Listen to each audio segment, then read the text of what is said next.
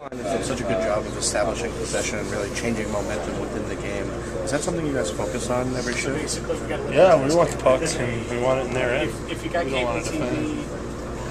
Nobody wants to do that. Nobody wants to be their own end. That's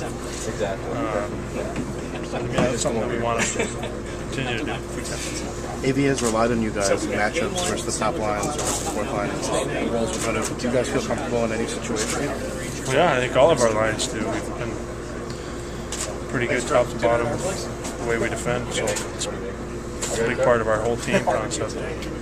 We need to make sure that we can be reliable too. Every other line's doing it. How much are you relying on Brad and Marty and Carcillo? Those are the only three guys who've been to the Cup, and how much are you relying on them for the experience? We will. And we'll continue to lean on them. They've been throughout the playoffs and been great leaders for us. We'll continue to ask questions, defer to them, and throughout whatever comes up. Brian, I just went to this morning to watch the video of me interviewing you on breakup day last year, and your words to me was, "I sucked. I let my family down. I let my teammates down." When you made that pass and that puck went in the goal to get you guys to the Stanley Cup Finals, what's the feeling now? If I would ask you that question, reflecting on your season. I mean, that's one play. Obviously, that's nice to help contribute. Don makes a great play to put it in the net. If it's a stick or bounces one way or the other, I just want to be happy with the way it played. The last little while we've been pretty happy with that. I think our line's been doing a pretty good job.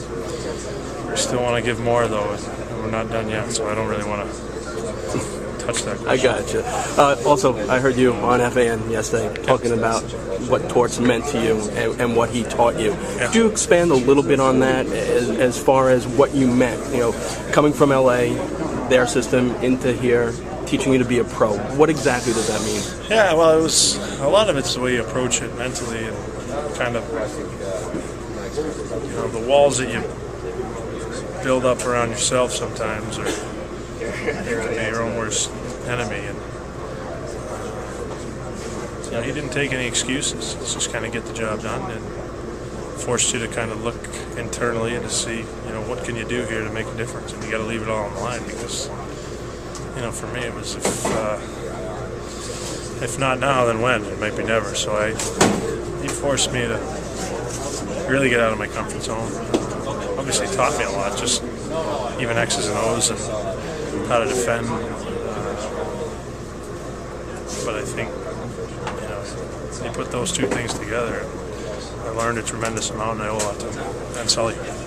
Also, we've been through a number of trading deadlines, and I always come to you, and you always say, looking at that clock to 3 o'clock, and then sometimes till 4 o'clock. Right, yeah. A lot of them have passed, right, and you're still here, and you're going to be playing for the Stanley Cup. Yeah, that's right. And I know you wear the Ranger heart on your sleeve, so just reflect on that and those weightless days leading up to trade deadlines. Yeah, those are tough. I mean, it's in the past now, thank God. But it's deadline day is a tough day, especially when you love where you're playing. So it's when it passes, it's a nice feeling. And the last couple of years, we've been playing a game on deadline day, so you're kind of juggling a lot, worried about playing and getting prepared, and worried about if you're going to have to pack up some stuff to leave. You have to worry about nutrition. It's worked out so far, which is nice, and thankful to be here and very blessed to be here. I think it's there's a lot of blessings right now that I'm very lucky to have, and I'm just going to keep try to do our best to keep this thing going.